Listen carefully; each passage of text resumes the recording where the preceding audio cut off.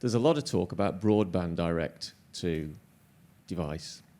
But in order to do that, you need megabits per kilometre squared to be put onto the ground. That's what we enjoy right now in this room. Physics says that that's not going to happen. So there's a lot of talk about broadband to device, but it's not real, right? Well, great. I love the skepticism. I hope other people ask if there's questions on your mind. So we started out this with a fundamental understanding of physics. So this goes where reality bites, right? It's all based on first principles physics. And if you understand the physics, you can figure out how to do broadband direct to phone and what you need to do, right? So it's rather straightforward.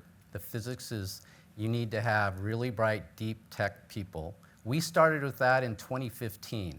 The physics that nobody believed is that you could connect even two-way between a satellite and an unmodified phone, and nobody believed it. We did the physics, right? We didn't believe it. I challenged my team to say, show me that, do the first principles work. We put together the Lynk budget and we figured out how to do it. So you can get to broadband to a phone. It will never be as fast as the broadband you get from Starlink or OneWeb. Right, they're 100 megabit plus per second. But there is and you also have to solve for everything else. The regulatory, you have to solve for the economics. There's a straightforward path to 10 megabits a second, broadband to phones, to large numbers of phones, right? Now, you don't get there immediately. You evolve there, right? So you have to be really straight with yourself. You can't leap there immediately without hand-waving huge technical breakthroughs. So our thesis on this, it's kind of like the microprocessor chip. Today we're at the 8086, first generation. You are going to eventually get to the Pentium.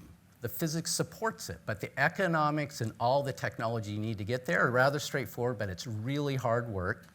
But there is so much money to be made. If you invest this, you'll get the next generation will be the 286. You'll make more money on that with better capability, better speed, and you invest into the 386. You eventually get to the Pentium, where you do broadband direct to phone. If you really study the fundamentals, you can be convinced we will get there. I would posit it's inevitable. I would posit it's inevitable. Now, what's not inevitable, that's be Lynk. It's inevitable that we, in the near term, are going to have everywhere, everyone connectivity, broadband direct to the phone. It could be somebody else.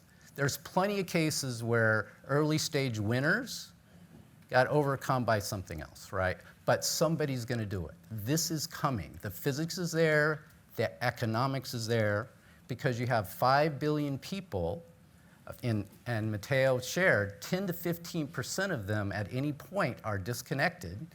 That's 500 to 750 million people right now are feeling the pain and would pay for a service. So the market is large, the engineering is provable, the physics is there, this market will come and is coming, but you need to do step by step, grow into that market, but it's coming.